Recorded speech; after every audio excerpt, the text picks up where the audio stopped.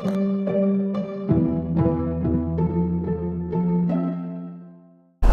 Ezekiel Emanuel. I'm chair of the Department of Medical Ethics and Health Policy at the University of Pennsylvania.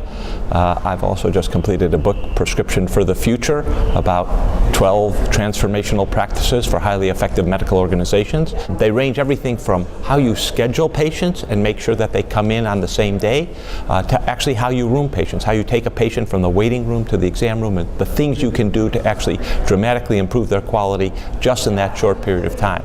We then looked at things like chronic care coordination and behavioral and mental health, providing patients a lot of behavioral and mental health, especially for the chronically ill.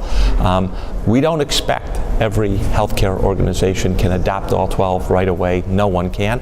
As a matter of fact, none of the organizations we looked at actually had all 12 implemented. So even at the top of American healthcare, there's room for substantial improvement. But we do think that things like changing how you schedule, chronic care coordination, standardization and performance evaluation, so doctors and nurse practitioners and others in the healthcare system know actually how well they're doing compared to their peers, and selectively directing patients towards very efficient providers. Those are probably the key first 4 steps that are necessary to transform a healthcare system. So one of the transformational practices we identified was performance measurement and feedback. Absolutely critical. I put it in one of the top 4 that every organization ought to institute. Do we have perfect quality measures? Absolutely not. Do we have good enough quality measures to begin the process of performance evaluation and feedback? Yes. Does performance evaluation and feedback always work? No, not always work, but there are some secrets that people have identified that do improve performance.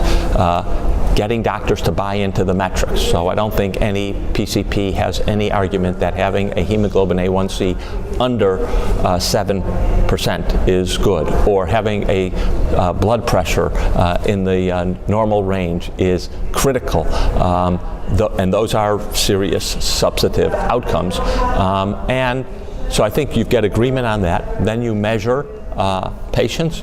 You can risk adjust patients. You give the information back to doctors, and almost every place that's done it well that gives it back identified. That means the doctor's name is there, but his or her colleagues are also identified, so they know Mr. Jones, Mr. Wilson, Mr. Smith, and how they're doing compared to their peers. And the important thing about that is, first of all, it does fuel the competitive juices of doctors, but the second and probably even more important thing is it actually allows doctors to go to other physicians who are doing well and to find out what they're doing that's better. How do you get more of your patients to have blood pressure under control or to get the hemoglobin A1C down? That process of asking your peer what they're doing that's allowing them to excel turns out to be very important. So I think there is a process here which we, again, places that do it well know work, and we need to use the data collection on how physicians are performing on measures, feeding it back to them, and encouraging them to ask their peers how to improve.